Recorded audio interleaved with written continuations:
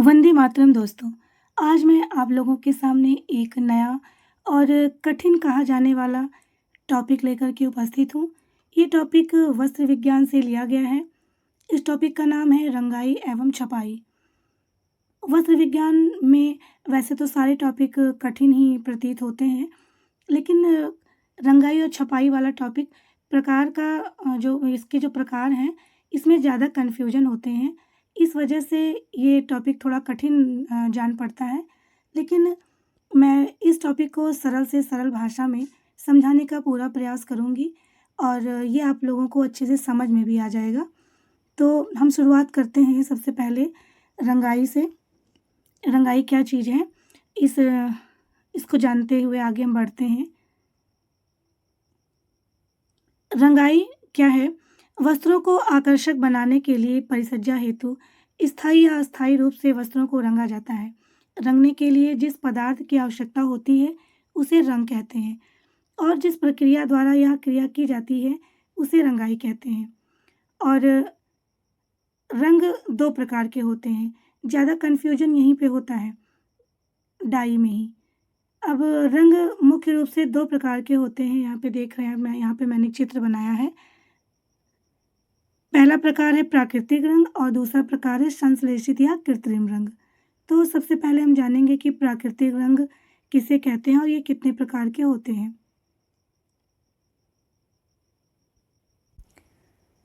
प्राकृतिक रंगों के अंतर्गत वानस्पतिक रंग आते हैं, प्राणिज रंग आते हैं, खनिज रंग आते हैं और संश्लेषित या कृत्रिम रंगों के अंतर्गत अम्लीय रंग आते हैं, क्षारीय रंग आते हैं, क्लीव या उदासीन रंग आते हैं।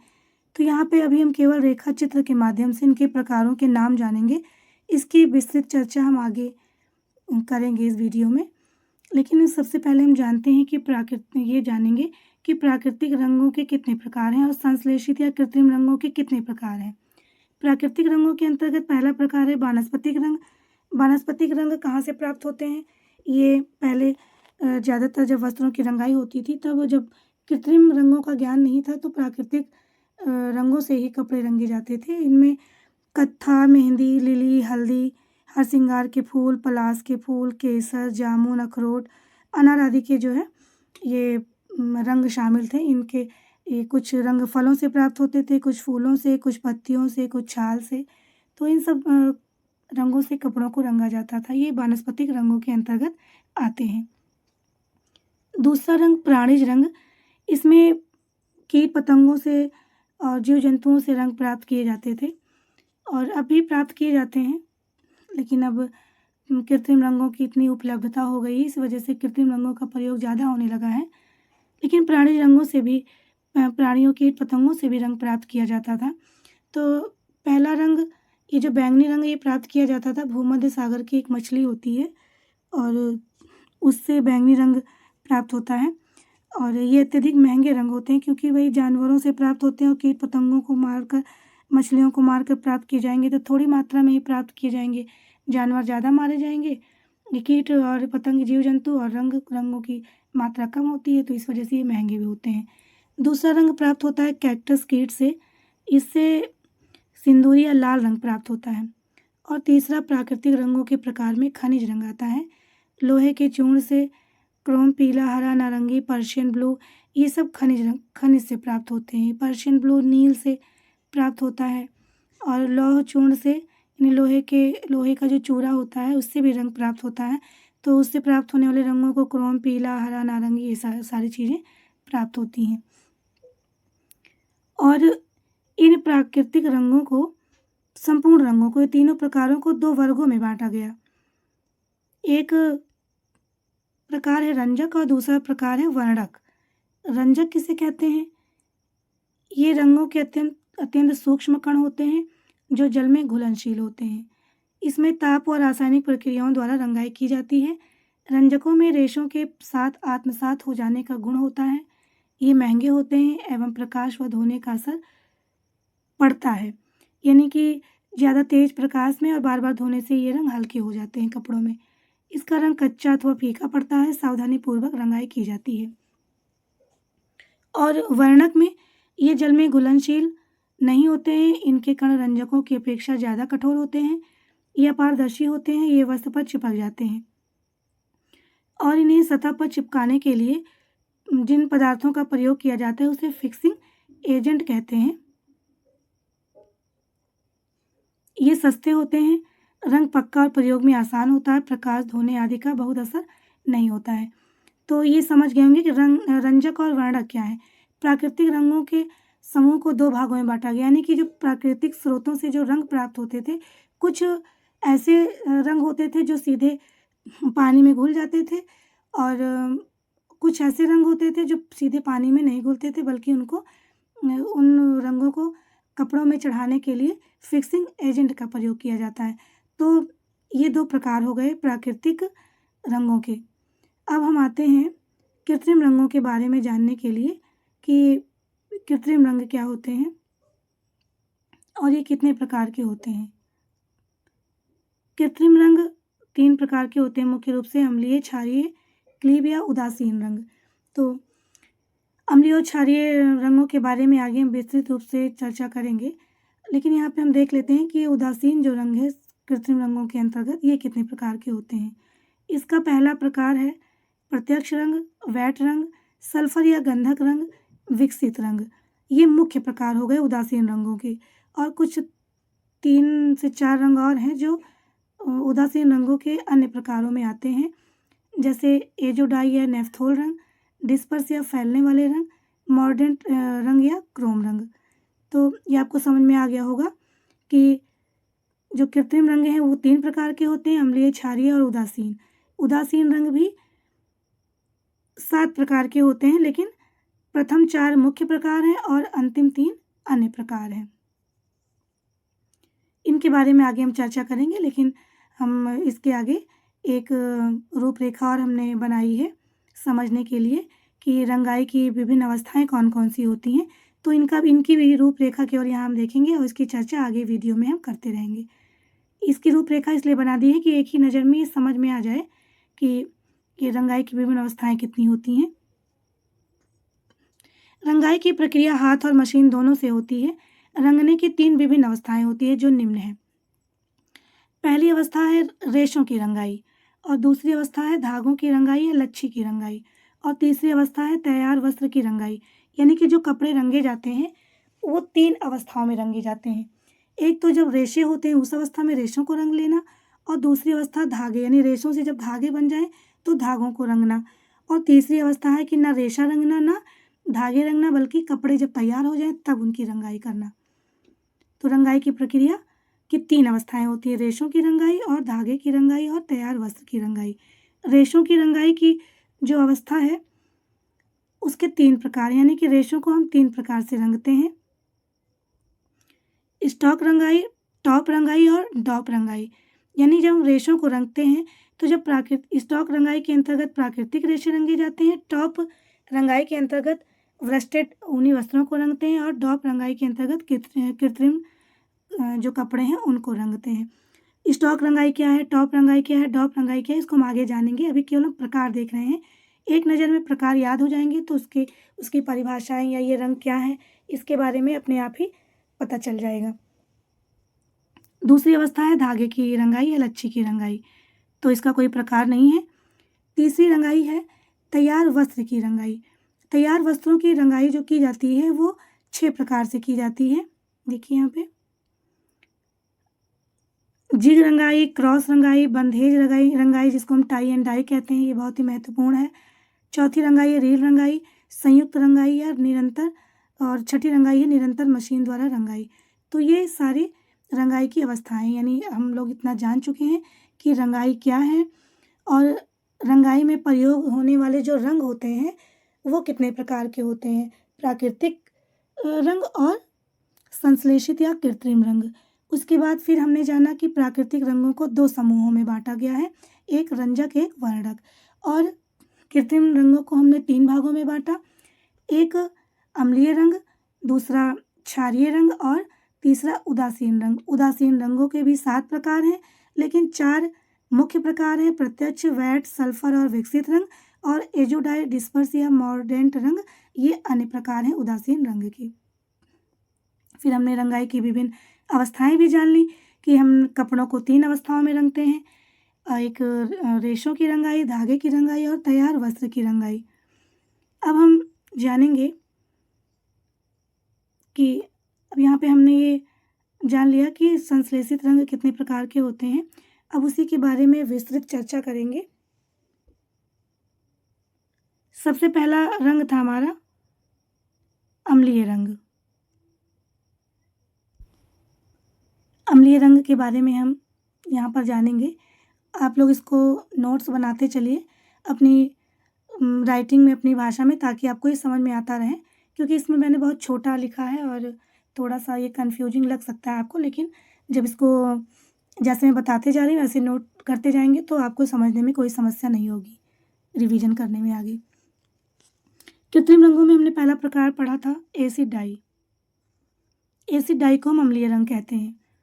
अम्लीय रंग जो है ये कार्बन युक्त सोडियम तथा कैल्शियम के लवण होते हैं ये रंग। दूसरा, ये सूती के लिए अनुपयुक्त होते हैं, यानी कि सूती कपड़े के लिए ये रंग अच्छे नहीं माने जाते हैं। ये जल में घुलनशील होते हैं। रेशम ऊन के लिए उपयुक्त होते हैं क्योंकि इसमें सल्फ्यूरिक अम्ल H2SO4 और एसिटिक अम्ल घुला रहता है। ये बहुत अच्छे रंग होते हैं, सस्ते होते हैं, पक्के होते हैं। इनकी जो चमक है बहुत अच्छी होती है। एक्रिलिक, नायलॉन तथा पॉलिस्टर को रंगने के लिए अम्लीय रंगों का प्रयोग ज़्यादा होता है। ये जो एक्रिलिक, नायलॉन, पॉलिस्टर ये सब रेशे हैं, इनके बारे में हम आगे और वस्त्र विज्ञान के अंतर्गत चर्चा करेंगे। ये तो बहुत ही मैंने इसलिए टॉपिक डाला है क्योंकि बहुत सारी लड़कियों ने मतलब कहा था कि ये छपाई और रंगाई समझा दीजिए, तो ये मैंने जो नोट्स बनाए हैं उस नोट्स के अंतर्गत मैं आप लोगों को ये समझा रही हूँ, और ये बहुत ही सरल तरीके से लिखे गए हैं। तो अम्लीय रंग क्या है? ये अच्छे होते हैं, सस्ते होते हैं, पक्के होते हैं, इनकी चमक अच्छी होती है और ये एक्रिलिक, नायलॉन और पॉलिस्टर को रंगने के लिए ज़्यादा प्रयोग होता है। सूती के लिए रंग अच्छे नहीं होते हैं, खासकर रेशम और ऊन के लिए ये अच्छे होते हैं। एनियोनिक रंग है ये। एनियोनिक रंग का मतलब होता है कि इन रंगों में ऋणात्मक आवेश होता है। पानी में घोलने पर रंगीन अणुओं पर ऋणात्मक आवेश आ जाता है और ये ऊन या प्रोटीन जो फाइबर हैं उनके धनात्मक समूहों के साथ मिल करके मजबूत बॉन्ड बनाता है, इसीलिए इसको एनियोनिक बॉन्ड वाला या ऋणात्मक आवेश वाला रंग कहा जाता है। ये रंग सस्ते भी होते हैं। अब हमने दूसरा पढ़ा था प्रकार कृत्रिम रेशे के अंतर्गत क्षारीय रेशे का।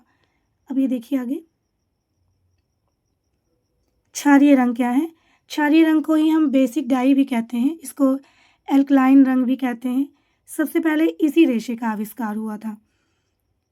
कार्बन की चमक के नाम से भी इस रंग को जाना जाता है। इस रंग को पक्का करने के लिए मॉडरेंट का प्रयोग होता है। ये कार्बनिक अम्लों के समूह होते हैं।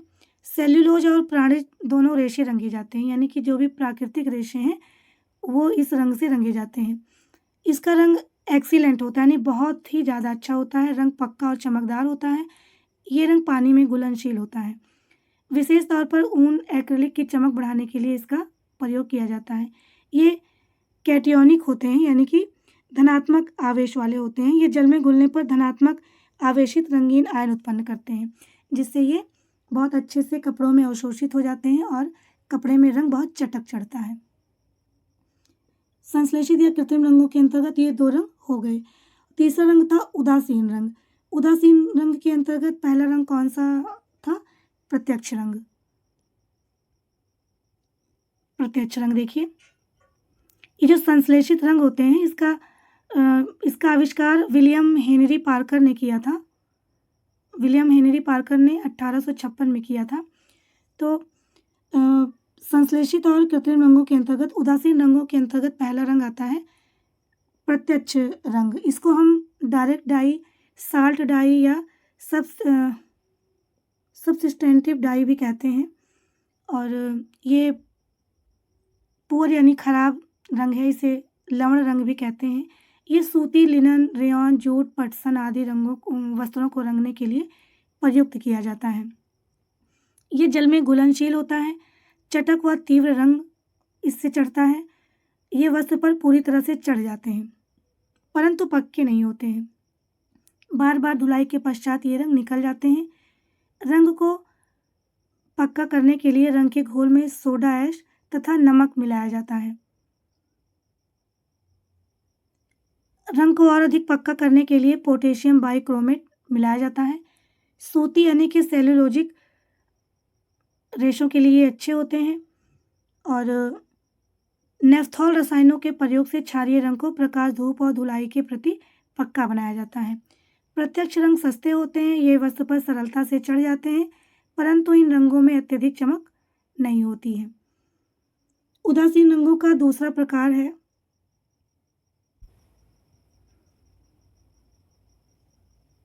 वेट डाई, या इसको वेट रंग भी कहते हैं। खास तौर पर सेल्यूलोज रेशों से निर्मित वस्त्रों पर इसका प्रयोग किया जाता है। कृत्रिम रेशों को भी रंगा जा सकता है, परंतु बंधकों की आवश्यकता पड़ती है। ये अघुलनशील होता है जल में। इन रंगों का आविष्कार सन 1879 में हुआ था, परंतु प्रयोग करने से पहले इसे सॉल्यूबल यानी कि घुलनशील बनाया जाता है। ये रंग एक्सीलेंट होते हैं, बहुत अच्छे होते हैं, पक्के होते हैं, सस्ते और टिकाऊ होते हैं। पक्कापन, चमक और प्रयोग ये सभी बहुत ही अच्छे हैं। धूप धुलाई से रंग भी फीका नहीं पड़ता, ये सस्ता भी होता है। यह सेल्यूलोज पर ज़्यादा प्रयोग होते हैं।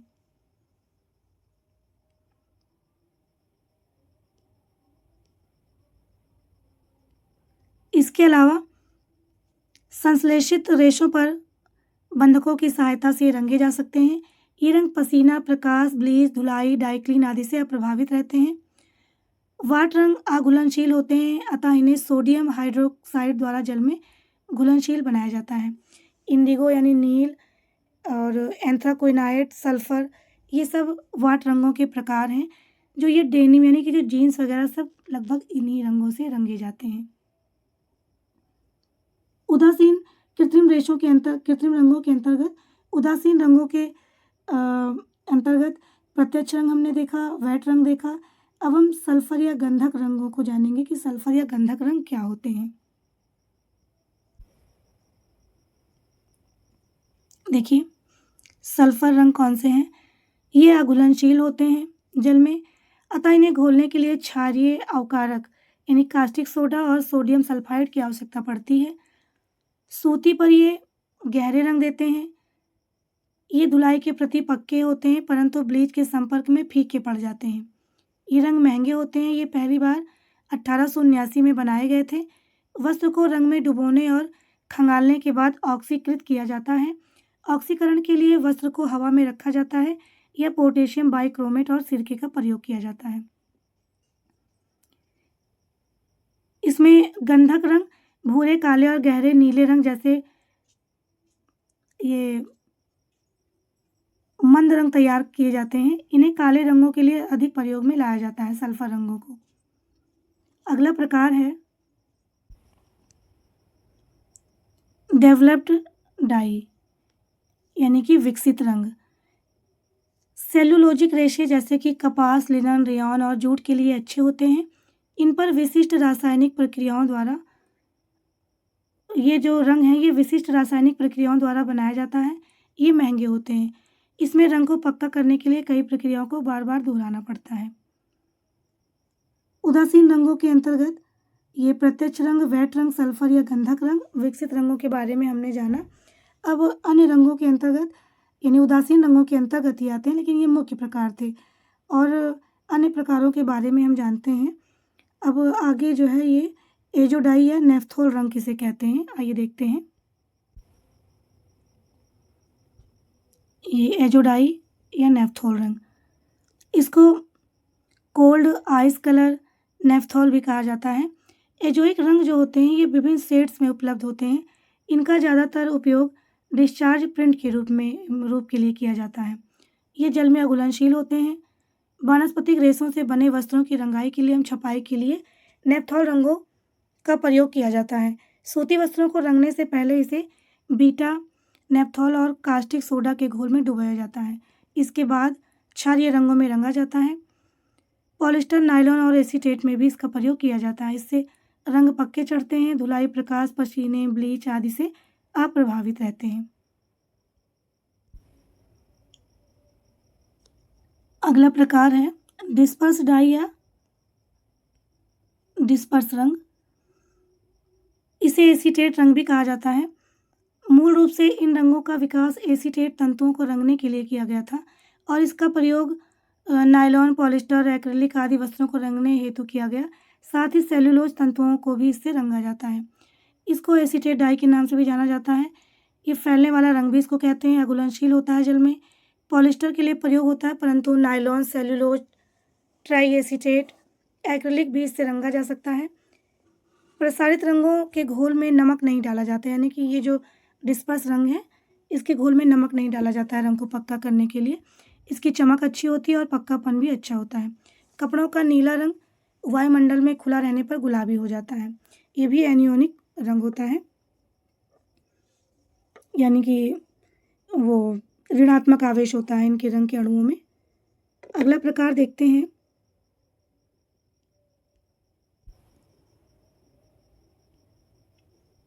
मॉर्डेंट डाई या रंग बंधक, या इसको क्रोम भी कहते हैं, क्रोम रंग भी कहते हैं इसको।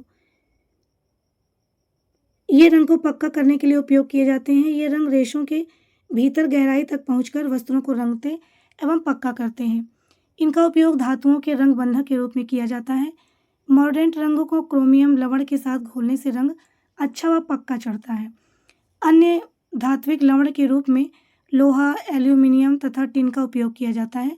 ऊनी और सिल्क वस्त्रों पर बंधक रंग पक्के और सुंदर ढंग से चढ़ते हैं। सूती व लिनन के कपड़े इसमें सूती और लिनन के वस्त्रों में इसका प्रयोग किया जाता है। इसका प्रभाव ज़्यादा अच्छा नहीं पड़ता है। सूती और लिनन के वस्त्र रंगे तो जाते हैं, लेकिन इसका प्रभाव इस पर ज़्यादा अच्छा नहीं पड़ता है। ये रंग मूल रूप से कोल तार से प्राप्त किए जाते हैं और रंग के पक्केपन की जांच पराबैंगनी किरणों से की जाती है।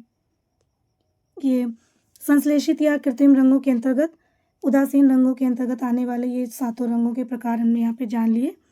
अब हम जानेंगे कि रंगाई की विभिन्न अवस्थाएं कौन कौन सी हैं। जैसा कि हमने अभी पीछे प्रकार पढ़े थे कि रंगाई की विभिन्न अवस्थाएं कौन कौन सी हैं, तो हमने उसमें जाना था कि ये रेशों की रंगाई, धागे की रंगाई, और ये देखिए रेशों की रंगाई, धागों की रंगाई, तैयार वस्त्र की रंगाई। तो इसी को हम विस्तृत रूप से आगे वीडियो में जानेंगे।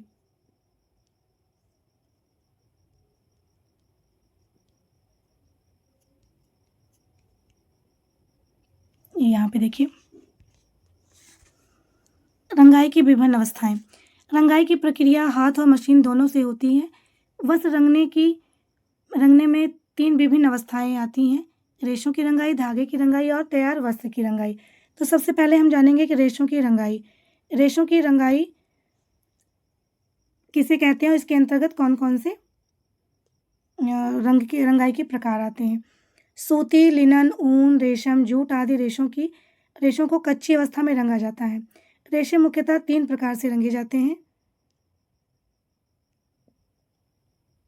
पहला है स्टॉक रंगाई, यानी कि जब वस्त्र तंतु की कताई के पूर्व ही तंतु अवस्था में ही रंगा जाता है, तो उसे हम स्टॉक रंगाई कहते हैं। स्टॉक रंगाई द्वारा पक्के रंग चढ़ाए जाते हैं। ये सबसे सस्ती विधि होती है। इस रंगाई में रेशों को बड़े बड़े टैंकों में डाला जाता है। उच्च तापक्रम प्रवाहित करके रेशों को रंगों के साथ क्रिया कराई जाती है। पंप की सहायता से रेशों में रंग प्रवेश कराया जाता है। इस विधि से रंगे हुए तंतु को काटने में कठिनाई होती है, क्योंकि इनकी प्रतिस्कंदता कम हो जाती है, यानी कि फैलने की जो क्षमता है वो कम हो जाती है। अधिकांशतः ऊनी रेशों पर ये रंगाई की जाती है स्टॉक रंगाई में, यानी कि ऊनी रेशों को वो धागा तैयार करने के पहले ही रंग लिया जाता है स्टॉक रंगाई के अंतर्गत। कुल मिला के जब रेशे की अवस्था में, तंतु की अवस्था में रंगा जाता है तंतु को, तो उसे स्टॉक रंगाई कहते हैं। दूसरा प्रकार है टॉप रंगाई। टॉप रंगाई के द्वारा व्रस्टेड ऊनी रेशों को, व्रस्टेड मतलब जो ऊनी रेशे लंबे हैं, ऐसे रेशों को रंगा जाता है। ऊनी रेशों को कंघी के पश्चात रस्सी के समान बँटकर चरखी पर लपेट दिए जाते हैं। इन चरखियों को रंग के घोल में डुबोकर रखा जाता है। बाद में घोल में से निकालकर सुखा लिया जाता है। डॉप रंगाई क्या है? कुल मिला के जो टॉप रंगाई है वो खासकर वस्टेड ऊनी वस्त्रों के रेशों को रंगने के लिए प्रयोग की जाती है। डॉप रंगाई के अंतर्गत क्या आता है? डॉप रंगाई के द्वारा कृत्रिम रेशे रंगे जाते हैं। इसमें रासायनिक घोल को स्पिनिरेट में से निकालने से पहले ही घोल में रंग मिला दिया जाता है। इसके बाद स्पिनिरेट से रेशों को निकाला जाता है।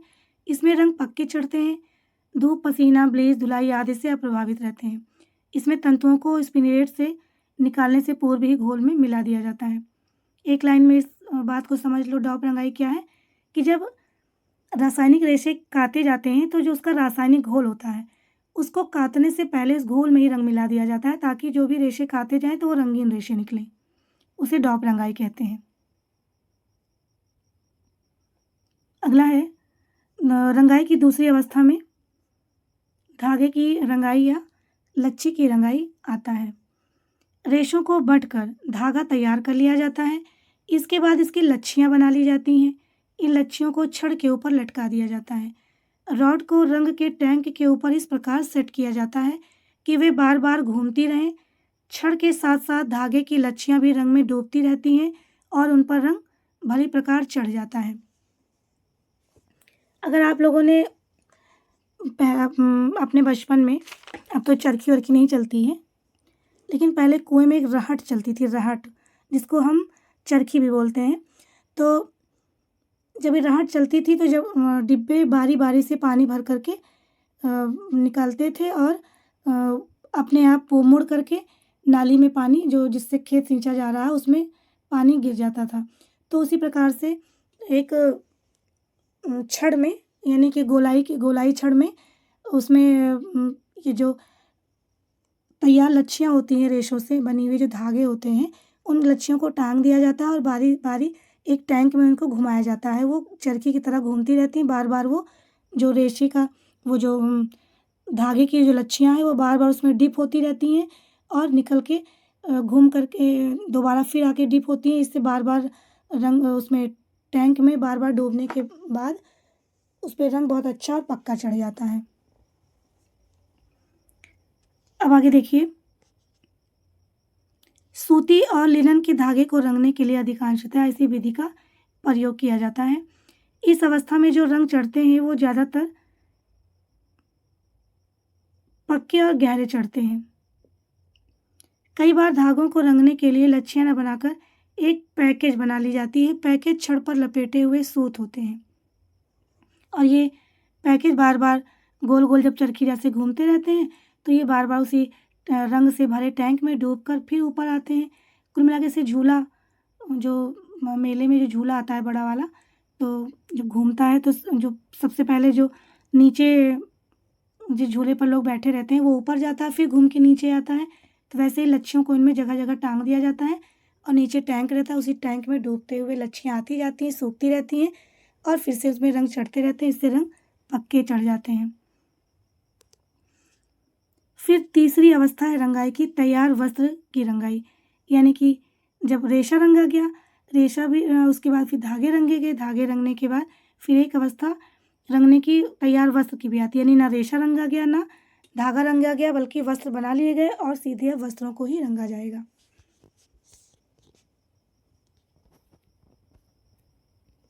तैयार वस्त्र को रंगने के कई फायदे होते हैं।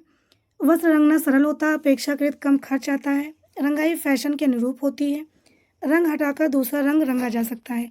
मांग के अनुसार वस्त्र रंगे जा सकते हैं, लेकिन कुछ खामियां भी होती हैं। रंगाई रेशे जितनी पक्की नहीं होती है। जो रेशों की रंगाई में जब वस्त्र रंगे गए थे तो उतनी पक्की रंगाई नहीं, इसमें रंग उतने पक्के नहीं चढ़ते हैं। रंग सतह पर ही ठहर जाता है। धागे की ऐंठन, बुनाई की सघनता, नमूने रंग को रेशों तक पहुंचने में बाधा उत्पन्न करती है और बार बार धुलाई से रंग फीके हो जाते हैं।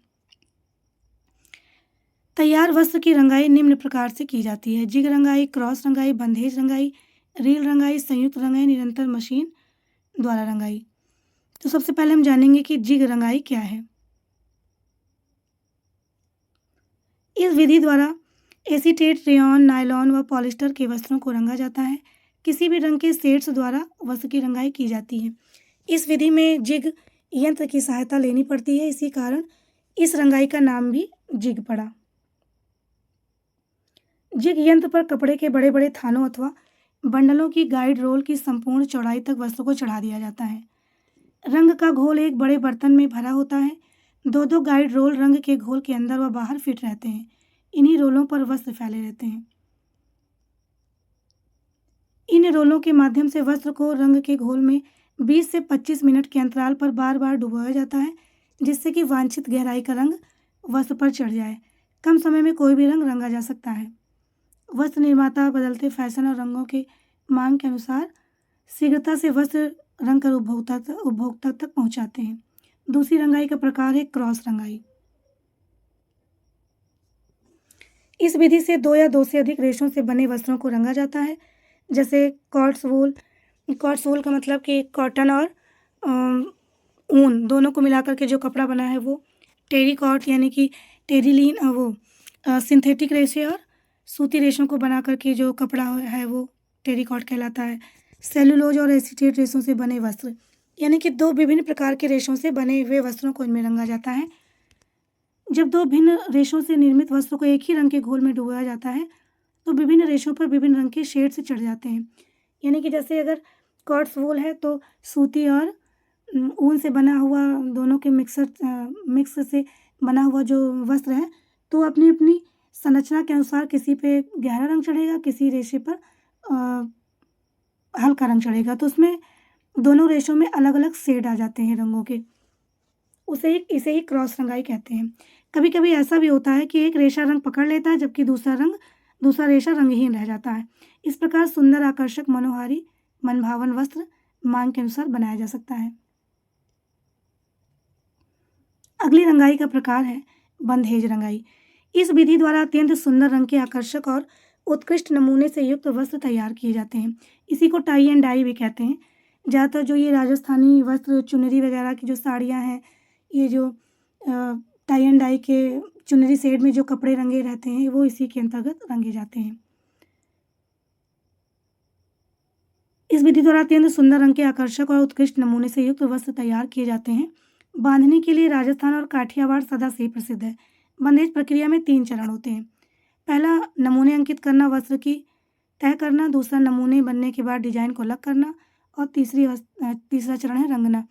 बंधेज में वस्त्र को रंगने से पहले हल्के रंगों का प्रयोग किया जाता है, उसके बाद गहरे रंग का प्रयोग किया जाता है। रंगने के बाद वस्त्र को छाया में सुखाते हैं। अगली रंगाई का प्रकार है रील रंगाई। रील रंगाई पुरानी और प्रचलित विधि है। पहले वस्त्र के दोनों कोनों को मिला दिया जाता है। इसके बाद इसे रील पर डालकर रील को देखिए यहाँ ये पढ़ने में थोड़ा गलती हो गई यहाँ पे। पहले वस्त्र के दोनों कोनों को सिल दिया जाता है। इसके बाद इसे रील पर डालकर रील को माध्यम बनाकर रंग के घोल में बार बार डाला जाता है। हल्के वजन के वस्त्रों के लिए रील रंगाई विधि सबसे अच्छी होती है। ये इम्पॉर्टेंट लाइन है ये।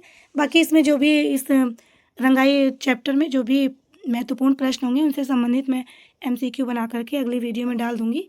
तो ये तो यहाँ पे भी फिर से ये याद आ गया कि ये हल्के वजन के वस्त्रों के लिए कौन सी रंगाई उपयुक्त होती है, रील रंगाई। अगली रंगाई है संयुक्त रंगाई। विभिन्न वर्गों के रेशों से बने वस्त्रों को अगर एक ही रंग में रंगना हो तो संयुक्त रंगाई विधि का प्रयोग किया जाता है। संपूर्ण वस्त्र पर समान रंग चढ़ाने के लिए रंगों का एक ऐसा मिश्रित घोल बनाया जाता है जिसका सभी रेशों पर एक समान प्रभाव पड़ता है। अगर ऐसा घोल नहीं बनाया गया तो वो क्रॉस रंगाई के अंतर्गत आ जाएगा, क्योंकि 2 विभिन्न वर्गों के रेशे रहेंगे और रंग भी अलग अलग चढ़ेगा। लेकिन संयुक्त रंगाई में विभिन्न वर्गों के रेशे से बने अगर वस्त्र हैं तो उन पर समान रंग चढ़ाने के लिए एक विशेष घोल बनाया जाता है ताकि सभी जो रंग है वो सभी प्रकार के रेशों पे समान रूप से चढ़े। अतः रंग के घोल में उन्हीं रंजकों को नियंत्रित मात्राओं में मिलाया जाता है जिनका इन रेशों के साथ गहरा सादृश्य हो। अगला रंगाई का प्रकार है निरंतर मशीन द्वारा रंगाई। अधिक लंबे और बड़े वस्त्रों को रंगने के लिए मशीन का उपयोग किया जाता है। इस विधि में रंगने के अलग-अलग टबों का प्रयोग किया जाता है। वस्त्र को भिगोने, रंगने, निचोड़ने आदि प्रक्रियाएं अलग-अलग टबों में अलग-अलग रोलर के माध्यम से संपन्न की जाती हैं। यहाँ पे रंगाई के वस्त्रों की अवस्था में जो रंगाई की जाती है उनके प्रकारों के बारे में हमने यहाँ पे जान लिया और आप लोगों को अच्छे से समझ में आ गया होगा कि रंगाई क्या है, रंगाई में प्रयोग होने वाले रंगों के प्रकार क्या हैं और विभिन्न अवस्थाओं में वस्त्रों को कैसे रंगा जाता है और उनके भी प्रकारों के बारे में हमने यहाँ पे जान लिया। अब हम जानेंगे कि छपाई क्या है। छपाई के बारे में भी हम इसी वीडियो में जानेंगे कि छपाई क्या है। सबसे पहले हम छपाई के प्रकार की रूपरेखा देखेंगे कि छपाई मुख्य रूप से कितने प्रकार की होती है।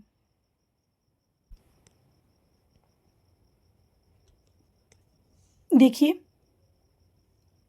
छपाई को मुख्य रूप से 2 भागों में बांटा गया है। छपाई वस्त्रों की परिसज्जा के अंतर्गत आने वाला टॉपिक है। इसमें वस्त्रों को सुंदर बनाने का प्रयास किया जाता है। केवल रंगना ही काफ़ी नहीं होता है बल्कि उन पे विभिन्न प्रकार के नमूने बनाना भी आवश्यक होता है। तो छपाई के अंतर्गत कपड़ों में नमूने बनाना ही आता है और ये 2 प्रकार से की जाती है। पहली है प्रत्यक्ष छपाई और दूसरी है अवरोधक छपाई। प्रत्यक्ष छपाई के अंतर्गत कौन-कौन सी छपाई का प्रकार आता है? ब्लॉक छपाई, द्विपक्षीय या डुप्लेक्स छपाई, ब्लॉच छपाई, रोलर छपाई, स्क्रीन छपाई, फ्लॉक छपाई। और फ्लॉक छपाई, स्प्रे छपाई या एयर ब्रश छपाई और है स्टेंसिल छपाई। कुल मिला के ये कहा जा सकता है कि जो प्रत्यक्ष छपाई है उसके 8 प्रकार हैं और दूसरा प्रकार जो था अवरोधक छपाई का, इसके 3 प्रकार हैं। अवरोधक छपाई, बाटिक छपाई और डिस्चार्ज छपाई। अवरोधक छपाई में मुख्य रूप से 3 प्रकार की छपाई आती है, अवरोधक, बाटिक और डिस्चार्ज छपाई। तो यहाँ पे हमने रूपरेखा के माध्यम से समझ लिया कि छपाई क्या है, छपाई के मुख्य प्रकार क्या हैं और अब इनके बारे में विस्तृत चर्चा करेंगे आगे। यहाँ पे देखिए, छपाई के 2 मुख्य प्रकार हमने पढ़ ही लिए हैं कि प्रत्यक्ष छपाई के अंतर्गत कौन-कौन सी छपाई आती है और अवरोधक छपाई के अंतर्गत कौन-कौन सी छपाई आती है।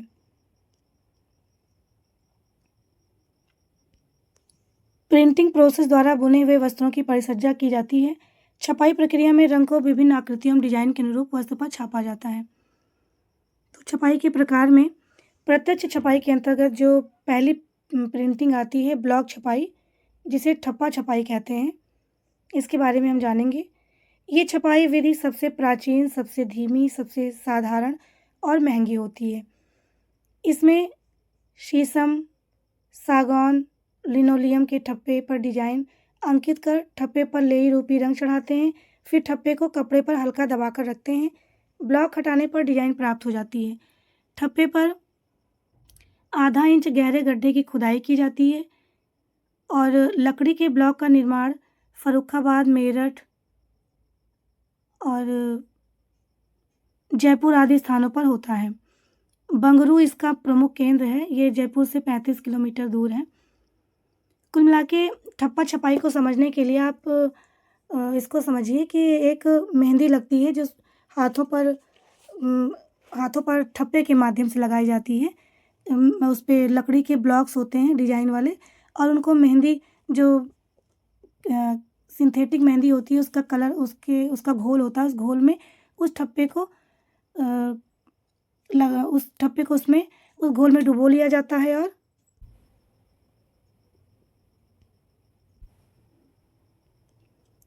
डुप्लेक्स प्रिंटिंग या द्विपक्षीय छपाई।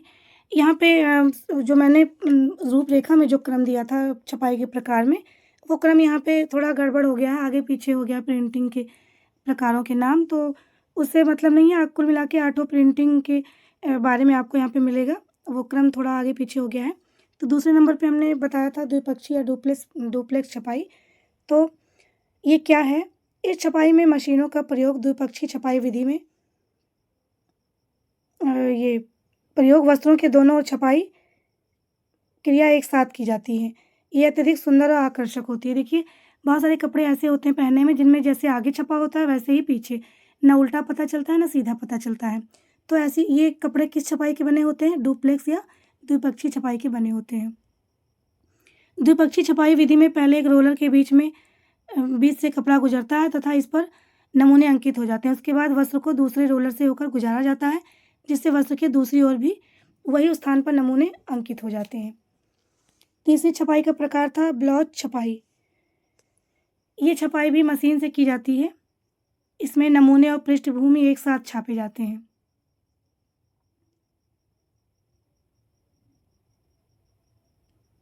इसमें ये हो गया आपका ये ब्लॉच छपाई हो गई। इसमें नमूने और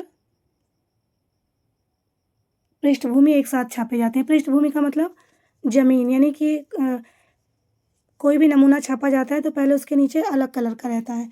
जैसे अगर कोई सूट का कपड़ा है तो पूरा पीला रहेगा और उसमें नमूने अलग अलग रंग के छापे जाते हैं, नहीं कि केवल नीचे की ज़मीन पूरी सफ़ेद रहती है, उसके ऊपर अलग अलग कलर के नमूने छप जाएं। तो जिसमें ये पृष्ठभूमि और नमूने दोनों एक साथ छपे, उसको ब्लॉच प्रिंटिंग कहते हैं। अगली प्रिंटिंग का प्रकार है रोलर छपाई। रोलर छपाई इस विधि का आविष्कार सन 1785 में हुआ था और इसका प्रयोग थॉमस वेल्स ने फ्रांस में आयोजित एक वर्कशॉप पर विभिन्न रोलर द्वारा डिजाइन अंकित करके छपाई की थी और सन 1801 में स्टील पॉइंट द्वारा रोलर्स पर डिजाइन खोदे जाने लगे। आजकल फोटो मशीन द्वारा रोलर्स पर नमूने अंकित किए जाते हैं। अब इसके बारे में बहुत सारा इसमें लिखा हुआ है, मैं एक एक लाइन बताती चल रही हूँ, इसको आप लोग समझते भी जाइए और नोट भी करते जाइए। इसमें 3 रोलर सामान्यतया होते हैं। एक रोलर पर कपड़ा लपेटा होता है, दूसरे पर डिजाइन अंकित होती है और तीसरा रंग में डूबा रहता है। तीसरे नंबर के रोलर के घूमने से रंग दूसरे नंबर के रोलर पर लग जाता है, जिस पर डिजाइन अंकित होती है। फिर दूसरे नंबर के रोलर की डिजाइन पहले नंबर के रोलर जिस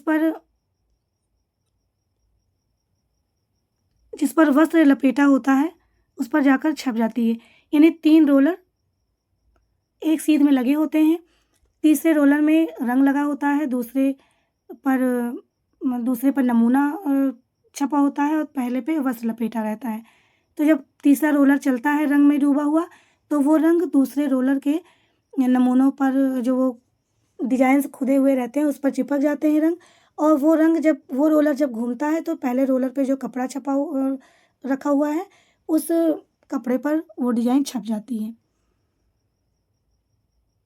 और देखिए इसमें आगे पहले रोलर का बेलन लोहे का होता है, दूसरा रोलर तांबे का बना होता है। और रोलर छपाई में रोलरों की संख्या रंगों की संख्या पर निर्भर करती है। सामान्यतया 16 रोलर तक लगाए जा सकते हैं। छपाई के बाद वस्त्र भाप विधि से सुखाए जाते हैं। ये जो रोलर छपाई ये बहुत इम्पोर्टेंट भी है, इसलिए इसके बारे में मैंने बहुत सारा लिखा हुआ है। बहुत सारे 2-3 किताबें थी वस्त्र विज्ञान की, तो उन सब से जो भी इम्पोर्टेंट मुझे लगा वहाँ पे मैंने पहले नोट किया था, तो जो मिलते गए जो भी लाइन इम्पोर्टेंट थी उसको मैंने यहाँ पे ऐड कर दिया है। इसीलिए यहाँ पे बहुत ही ज़्यादा सब छोटे छोटे अक्षर लिखने पड़े, बहुत सारे इकट्ठा इसमें नज़र आ रहे हैं ये लिखे हुए। बस इतना ही इसके बारे में जानिए, इतना ही महत्वपूर्ण है। अगली छपाई है स्क्रीन छपाई। स्क्रीन छपाई के अंतर्गत इसमें सबसे पहले एक फ्रेम तैयार किया जाता है, उस पर नायलॉन के कपड़े को खींचकर तान दिया जाता है। फिर चाक से नमूने अंकित किए जाते हैं और जहाँ रंग नहीं लगना होता वह अवरोधक पदार्थ मोम लगा देते हैं। फिर छपाई करते हैं। छपाई के बाद अवरोधक को हटा देते हैं। सारा बैकग्राउंड मोम से ढककर डिजाइन को रंगते हैं। स्क्रीन प्रिंटिंग के बारे में आप लोग ये जानते होंगे, जैसे कोई टी शर्ट वगैरह होती है या कोई बैग वगैरह होता है तो उस पर कुछ जैसे नाइक लिखा रहता है या फिर पूमा लिखा रहता है या किसी कंपनी का लोगो है, तो ये सब चीज़ें स्क्रीन प्रिंटिंग के माध्यम से ही कपड़ों पर, बैग पर, जूते पर या फिर और ड्रेस वगैरह जो होती है उन पर छापा जाता है। अगली छपाई आपकी है फ्लॉग छपाई। फ्लॉग छपाई रेयॉन सूती एवं ऊनी वस्त्रों के रेशों की रंगाई के पश्चात इनके रेशों को वस्त्र पर सटाने की प्रक्रिया फ्लॉक प्रिंटिंग कहलाती है। ये छपाई 2 तरीके से की जाती है। सबसे पहले वस्त्र पर रेजिन पदार्थ की छपाई की जाती है। इसके तुरंत बाद ही छोटे रंगीन रेशों को वस्त्र पर दबाकर चिपका दिया जाता है। वस्त्र की रेजिन से छपाई की जाती है। इसके बाद छोटे-छोटे रंगीन रेशों को इलेक्ट्रोलाइसिस प्रोसेस द्वारा सटा दिया जाता है। इसमें जो रेशे रंगे गए रेयॉन, सूती या ऊनी के, ये जब रेशे की अवस्था में जब रंगे गए तो इनको छोटा-छोटा काट के और इनको रेशों पे सटा करके, इनको जो कपड़े होते हैं उन कपड़ों पर सटा करके प्रिंटिंग की जाती है। उनको जैसे कोई नमूना बनाया, कोई मान लीजिए कोई सूती कपड़ा है, उस पे कोई फूल बनाया है, उस फूल में जिस कलर का फूल होगा उसी कलर के रेशे को, सूती रेशे को काट के और उसी महीन-महीन काट करके उस फूल के अंदर चिपका दिया जाता है। तो वो ये नहीं लगता है कि हाँ बाहर से चिपकाया गया, बल्कि इस प्रकार से विद्युतीकरण के द्वारा चिपका दिया जाता है, इलेक्ट्रोलाइसिस प्रक्रिया के द्वारा, कि ऐसे लगता है कि ये इसी के अंदर, ये कपड़े के अंदर से ही निकला हुआ है। तो फ्लॉक प्रिंटिंग के अंतर्गत ये प्रक्रिया अपनाई जाती है। अगली प्रिंटिंग थी स्प्रे या एयर ब्रश छपाई। इसमें ब्रश या मशीनी एयर ब्रश से वस्त्रों पर रंगों को स्प्रे करके छपाई की जाती है। इसे जैकार्ड, डॉबी वीव से निर्मित वस्त्र, सिल्क, ब्रोकेड, पायल बुनाई से बने कपड़े पर करते हैं। इस विधि में समय, श्रम और शक्ति अधिक व्यय होती है। इसमें जैसे पहले बच्चे बनाते थे उसमें आर्ट की कॉपी में कि ब्रश रंग से डुबो करके उसको सीधा रख करके उंगली से पीछे खींचते हुए उसको छिड़कते हुए नमूने बनाते थे। बीच में कोई फूल बना हुआ कागज़ का या किसी जानवर की आकृति रख देते थे और बाकी पूरे पेज में छिड़क देते थे रंगों को। लेकिन जब जो हमने चिपकाया रहता है उस पे जानवर का नमूना या फूल का नमूना, जब उसको छिड़काव के बाद जब उसको उठा लिया जाता था तो पूरा पेज कलर की बिंदी से भरा रहता था और बाकी नमूने वाला भाग बिल्कुल सादा रहता था, जिससे वो बहुत सुंदर लगता था। सेम यही प्रोसेस ये स्प्रे छपाई या एयर ब्रश छपाई में अपनाया जाता है।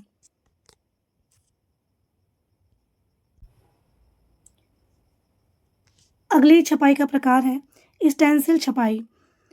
सबसे पहले ये जापान में शुरू हुई। इसमें पहले प्लास्टिक शीट, कागज़, पतले गत्ते पर डिज़ाइन तैयार कर ली जाती है, जिसे स्टेंसिल कहते हैं। इस स्टेंसिल को कपड़े पर रखकर डिज़ाइन में रंग भर ब्रश से रंग स्प्रे किया जाता है और वर्तमान में स्टेंसिल छपाई होती है। स्टेंसिल तैयार करने के लिए नरम धातु, मोम के चिकने कागज़ अथवा कड़े गत्ते पर डिज़ाइन बनाया जाता है। ये ठप्पा छपाई की ही तरह की जाती है। इसमें भी अधिक शक्ति और श्रम लगता है क्योंकि ये हैंड वर्क होता है। हाथ से इसमें छपाई की जाती है, इसलिए ये भी महंगी होती है। इससे बने वस्त्र जो है महंगे मिलते हैं। अब ये प्रत्यक्ष छपाई के अंतर्गत आने वाली सभी छपाइयों के बारे में हमने यहाँ पे जान लिया। अब हम जानेंगे कि अवरोधक छपाई के अंतर्गत कौन कौन सी छपाई आती है, उसके बारे में जानेंगे।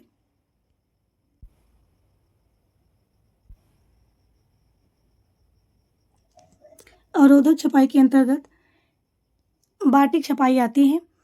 इसका शुभारंभ इंडोनेशिया के जावा में हुआ था। इसमें सबसे पहले डिजाइन को वस्त्र पर बना लिया जाता है। जिस भाग को सफ़ेद रखना होता है उस पर मोम लगा दिया जाता है। मोम के सूखने पर दरार पड़ जाती है। इसके पश्चात उसे रंग में डुबोकर रंग दिया जाता है। फिर मोम को हटा दिया जाता है और बाटिक छपाई का कपड़ा मिल जाता है। इस छपाई के वस्त्र महंगे होते हैं। इस छपाई में फूल, पत्ती, पशु, पक्षी, नाचती गुड़िया, देवी देवताओं, मानव आदि की आकृतियाँ बनाई जाती हैं। इसमें बाटिक छपाई में डिजाइन को मोम से ढकते हैं, बाकी कपड़े को रंग देते हैं। तो जो डिजाइन मोम से ढकी हुई होती है उस पर कलर नहीं चढ़ता है। जब कपड़ा पूरा रंग जाता है, जब मोम को पिघलाकर हटाया जाता है तो वो जगह सफ़ेद बची रहती है, बाकी पूरा कपड़ा कलरफुल बना रहता है। तो ये भी देखने में अच्छा लगता है। मोम 2 प्रकार के होते हैं, मधुमक्खी का मोम और दूसरा पैराफिन मोम। मधुमक्खी का मोम पीले रंग का होता है, वह कम चटकता है, और पैराफिन मोम सफ़ेद रंग का होता है और दरारों की संख्या इसमें ज़्यादा होती है। दरारों की संख्या के अनुसार ही मधुमक्खी और पैराफिन मोम के अनुपात को रखा जाता है कि किस डिज़ाइन को ज़्यादा चटकाना है ताकि वहाँ पे थोड़ा ज़्यादा रंग चढ़े, और कहाँ कम चटकाना है जहाँ पे थोड़ा कम रंग चढ़े। दूसरा प्रकार है डिस्चार्ज प्रिंटिंग। इस विधि में सबसे पहले तैयार वस्त्र को पीस डाइंग विधि द्वारा रंगा जाता है। इसके पश्चात नमूने वाले स्थानों से ब्लीच के द्वारा रंग खींचकर निकाल दिया जाता है, जिससे नमूने वाले स्थान कलरफुल नहीं बल्कि कलरलेस हो जाते हैं। यह छपाई भी रोलर्स की सहायता से की जाती है। रोलर्स में नमूने अंकित रहते हैं और इस नमूने वाले रोलर को जिंक ऑक्साइड के पेस्ट के संपर्क में रखा जाता है, जिससे नमूने वाली जगह कलरलेस हो जाती है और सफ़ेद रंग के नमूने उभर जाते हैं। इस विधि से निर्मित वस्त्र तो देखने में अत्यंत सुंदर और आकर्षक लगते हैं, परंतु ब्लीच वाला स्थान कमज़ोर हो जाता है। और यहाँ पे देखिए, बाटिक छपाई में ब्रेंथॉल रंग का प्रयोग किया जाता है। बाटिक रंगों में भी 2 रंगों का उपयोग किया जाता है। इनमें से एक बेस रंग तथा दूसरा बंधक या साल्ट होता है। इस रंगाई को ऐसे भी समझा जा सकता है कि कोई एक कपड़ा है, उस कपड़े को पहले पूरा रंग लिया जाता है और जो डिजाइन बनानी हो उसी ठप्पे पर ब्लीच लगा ली जाती है, GNO की, जिंक ऑक्साइड की, ZNO की, और उस डिजाइन के ठप्पे को उस कलरफुल पूरे रंगे हुए कपड़े पर जहाँ जहाँ नमूना बनाना है उस पर रखते चले जाते हैं और उस स्थान का रंग उड़ जाता है और वो सफ़ेद हो जाता है। इससे एक सुंदर वस्त्र प्राप्त होता है। इस प्रकार से डिस्चार्ज प्रिंटिंग भी आप लोगों को समझ में आ गई होगी। रंगाई और छपाई का जो टॉपिक है वो यहीं पे समाप्त होता है और ये आप लोगों को अच्छे से समझ में आ गया होगा। इसी आशा के साथ अगली वीडियो में इससे संबंधित बहुविकल्पीय प्रश्नों के साथ मिलते हैं। धन्यवाद।